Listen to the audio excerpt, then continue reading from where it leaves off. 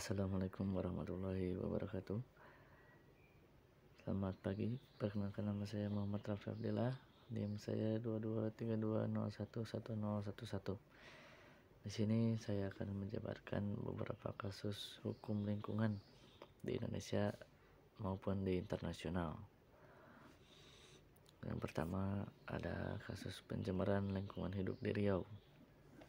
Penyidik penegakan hukum lingkungan hidup dan kehutanan Gakum LHK KLHK bersama Kejaksaan RI menyerahkan 2 tersangka pencemaran lingkungan hidup di Bengkalis, Riau beserta barang bukti pada Senin 6 Maret 2023. Penyerahan dilaksanakan secara berkas perkara dinyatakan lengkap P21 oleh Kejaksaan Agung RI.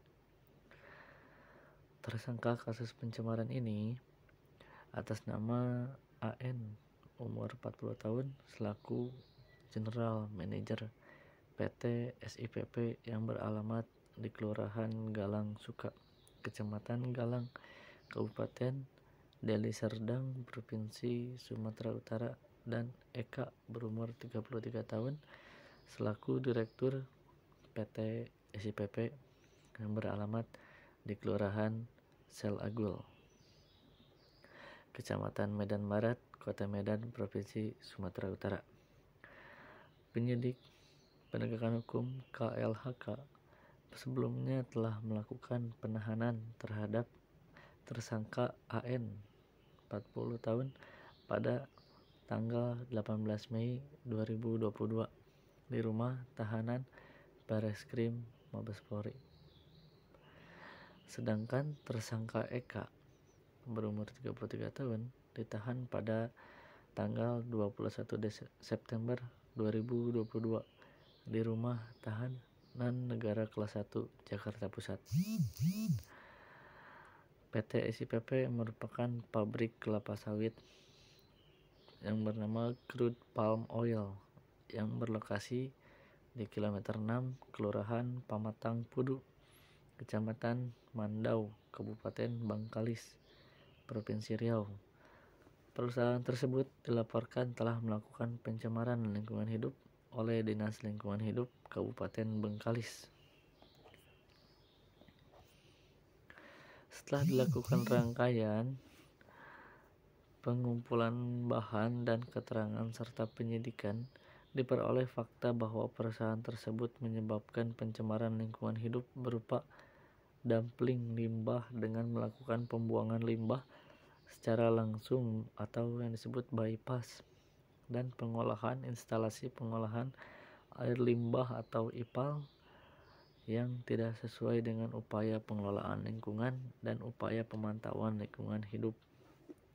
Selain itu, ditemukan juga perusahaan tidak memiliki perizinan pengelolaan limbah dan limbah 8B3. Sebelumnya, PT SIPP telah dikenakan sanksi administratif oleh pemerintahan Kabupaten Bengkalis, namun tidak patuh. Selain itu, juga diketahui fakta bahwa IPAL PT SIPP pernah mengalami kerusakan sebanyak 2 kali. Berdasarkan hasil analisa sampel laboratorium, diketahui bahwa air sungai tersebut telah tercemar. Maka tersangka ditetapkan sebagai orang yang bertanggung jawab atas pencemaran lingkungan tersebut. Atas tindakannya, pelaku akan disangkakan melanggar pasal 98 dan atau pasal 104 junto pasal 116 ayat 1 huruf B Undang-Undang Republik Indonesia Nomor 32 Tahun 2009 tentang perlindungan dan pengelolaan lingkungan hidup, sebagaimana diubah dengan Undang-Undang Nomor 11 Tahun 2020 tentang Cipta Kerja junto pasal 55 ayat 1 KUHP atau yang disingkat Kitab Undang-Undang Hukum Pidana.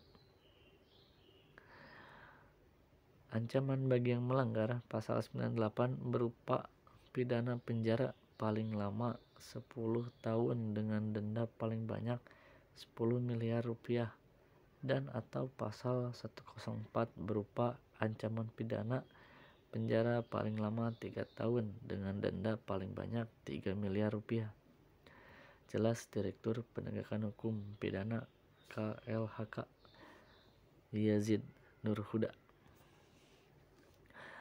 Direktur Jenderal Penegakan Hukum Lingkungan Hidup dan Kehutanan KLHK Rasio Ridho Sani mengatakan bahwa penindakan tegas terhadap pelaku dilakukan akibat PT SIPP telah melakukan banyak pelanggaran dalam pengelolaan lingkungan hidup. PT SIPP juga tidak patuh dalam memenuhi kewajiban-kewajiban sanksi administratif serta melakukan dumpling limbah secara langsung ke lingkungan. Perusahaan tersebut tidak hanya melanggar perizinan, akan tetapi juga diduga telah melakukan tindakan pidana lingkungan. Saya sudah meminta penyidik untuk mendalami dugaan kejahatan korporasi PT SIPP agar dapat dikenakan pidana tambahan untuk pemulihan lingkungan dan perampasan keuntungan demi konsisten untuk menindak perusahaan yang tidak patuh dan mencemari lingkungan.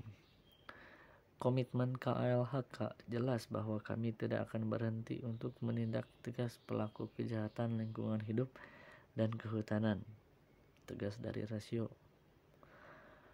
Penindakan tegas yang dilakukan oleh penegakan hukum LHK ini diharapkan dapat menjadi pembelajaran bagi para pelaku usaha untuk bertanggung jawab dan memperhatikan pengelolaan lingkungan dalam usaha atau kegiatannya.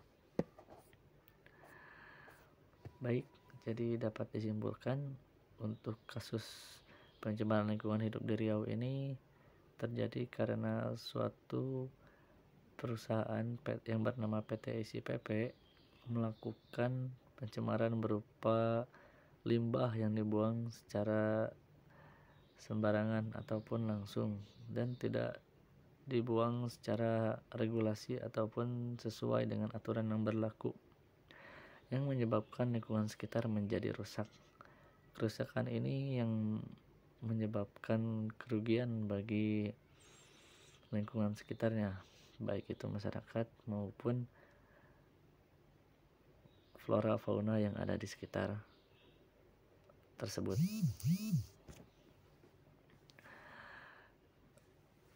KLHK pun mengambil tindakan berupa dikenakan pasal 98 berupa pidana penjara paling lama, ancamannya yaitu 10 tahun dengan denda paling banyak 10 miliar rupiah dan atau pasal 104 berupa ancaman pidana penjara paling lama 3 tahun dengan denda paling banyak 3 miliar rupiah. Baik, untuk berikutnya yakni kasus Montara Oilfield. Montara Oilfield merupakan kilang minyak milik PTTEP Australasia Ashmore Cartier Ltd. PTTEP Australasia dari Australia dan bertindak sebagai pemilik tunggal PTT Public Company Limited.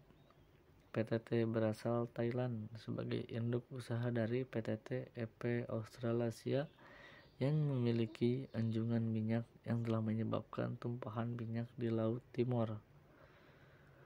9 kronologis awal terjadi pada pukul 5.30 WST atau West Samoa Time tertanggal 21 Agustus tahun 2009, yakni tidak terkendalinya pelepasan hidrokarbon di wellhead platform.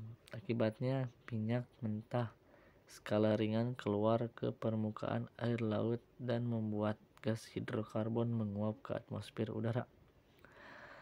Perkiraan awal bahwa 64 ton per hari atau 400 barel telah musnah.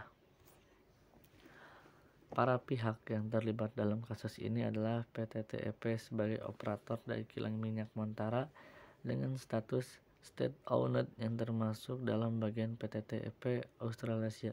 Negara yang terdampak pencemaran laut antara lain Indonesia, Timor Leste, dan Australia. Insiden tumpahan minyak Montara terjadi pada tanggal 21 Agustus tahun 2009 di Laut Timor yang terletak di 140 mil laut, kurang lebih sekitar 260 km lepas pantai dari pantai Australia arah barat laut. Dengan pelepasan hidrokarbon yang tidak terkendali dari salah satu sumur anjungan atau platform melalui rig minyak Atlas Barat yang mengakibatkan minyak lepas ke permukaan air dan hidrokarbon keluar ke atmosfer. Hukum yang digunakan dalam kasus pencemaran minyak di laut, dari studi kasus yang diteliti maka diperoleh data bahwa para pihak dirugikan menggunakan beberapa dasar hukum dari perjanjian internasional yang mengatur tentang hal-hal yang berkaitan dengan pencemaran laut akibat tumpahan minyak, penyelesaian sengketa, dan tanggung jawab negara.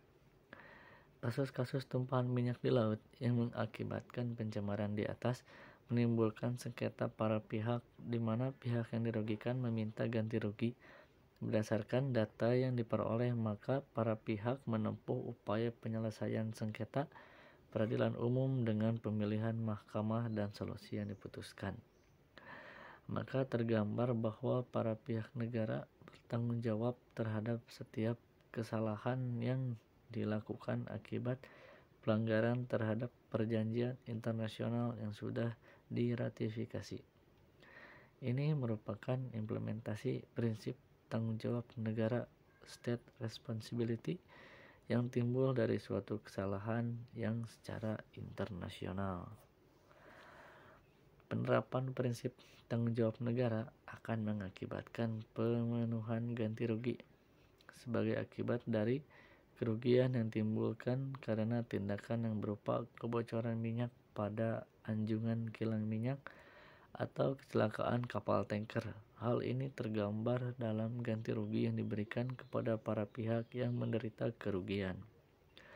Berdasarkan 5 poin utama yang telah didapatkan, maka prinsip polluter pays tidak hanya diterapkan sebagai upaya pencegahan, namun juga berlaku sebagai penegakan hukum lingkungan bagi pihak manapun yang dengan sengaja maupun tidak melakukan pencemaran lingkungan, sehingga harus menanggung jawab biaya ganti rugi untuk mengembalikan lingkungan kembali seperti semula.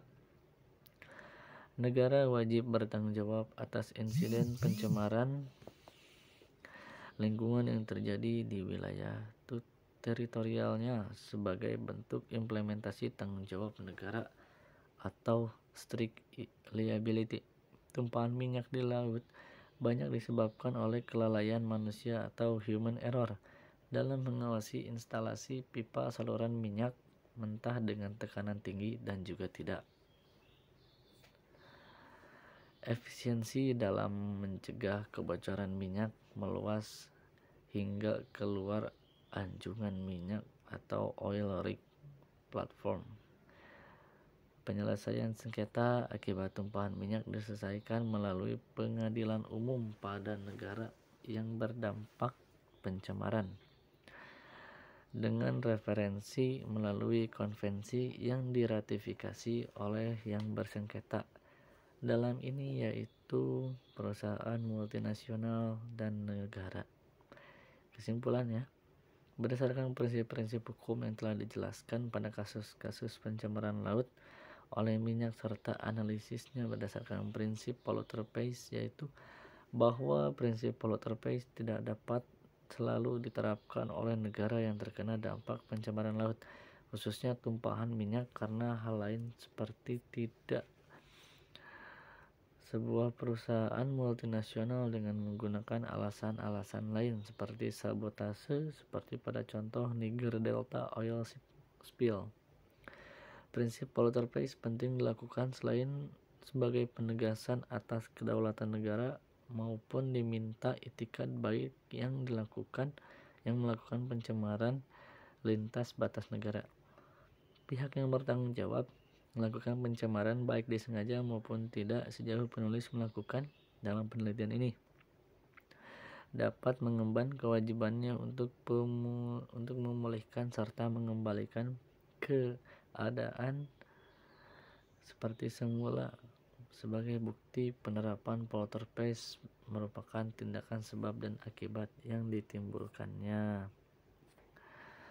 Sekian yang bisa saya sampaikan. Mohon maaf kurang lebihnya. Wabillahi taufiq wal hidayah. Wassalamualaikum warahmatullahi wabarakatuh.